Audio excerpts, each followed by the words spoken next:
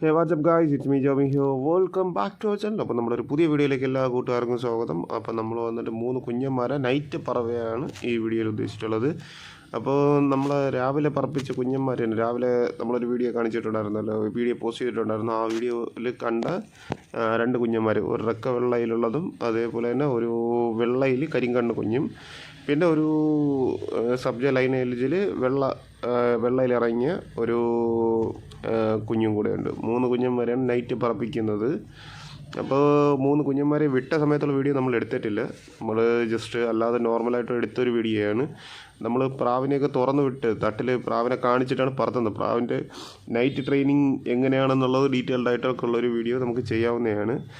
നമ്മൾ ജസ്റ്റ് ഇപ്പോൾ നമ്മൾ മൊബൈലിൽ എടുത്തു വെച്ചിരുന്ന പറവ വീഡിയോസ് പറത്തുന്ന സമയത്ത് നമ്മൾ ഇടയ്ക്കിടയ്ക്ക് ജസ്റ്റ് ഒന്ന് ഷൂട്ട് ചെയ്തൊക്കെ ചിലപ്പോൾ വച്ചിരിക്കുന്ന ചെറിയ ചെറിയ വീഡിയോസ് ഉണ്ട്. അതേപോലത്തെ ഒരു വീഡിയോ ആണ് ഈ പോസ്റ്റ് ചെയ്തിരിക്കുന്നത്.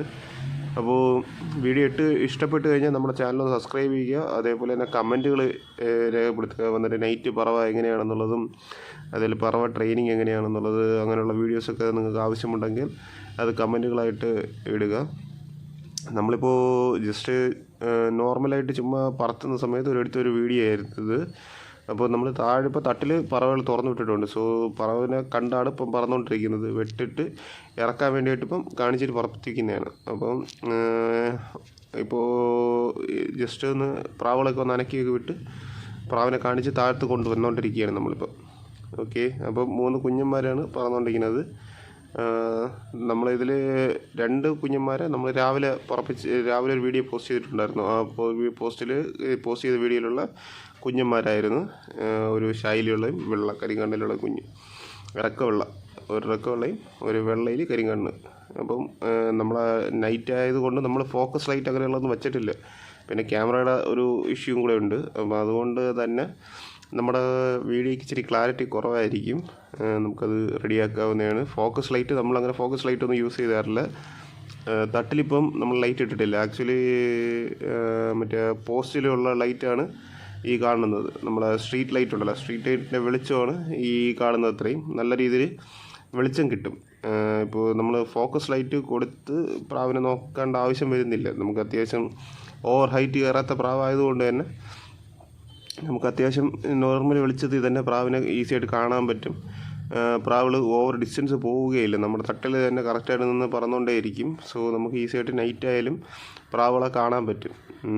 ഓക്കെ, അപ്പോൾ ഇതെല്ലാം നമ്മൾ തുറന്നിപ്പോൾ വിട്ടിരിക്കുന്നതാണ്. കാരണം പ്രാവിനെ കാണിച്ച് നിർത്തിക്കുന്നതാണ്.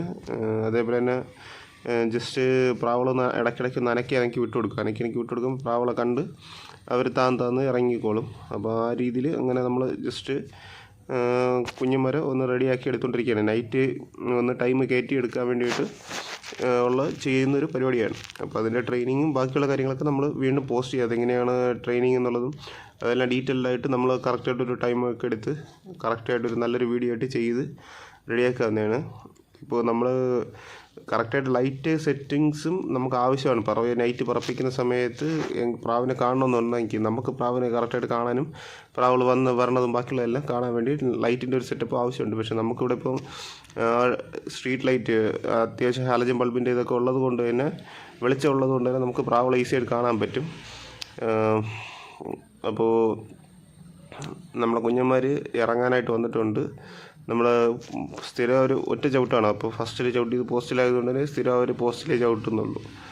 അപ്പോൾ നമുക്ക് ഇനി പുതിയ സെറ്റ് കുഞ്ഞന്മാരെടുക്കുമ്പോൾ നമ്മൾ തട്ടിലിറക്കുന്നതും അങ്ങനെയുള്ള കാര്യങ്ങളൊക്കെ ട്രൈ ചെയ്യണ വീഡിയോ ചെയ്യാം.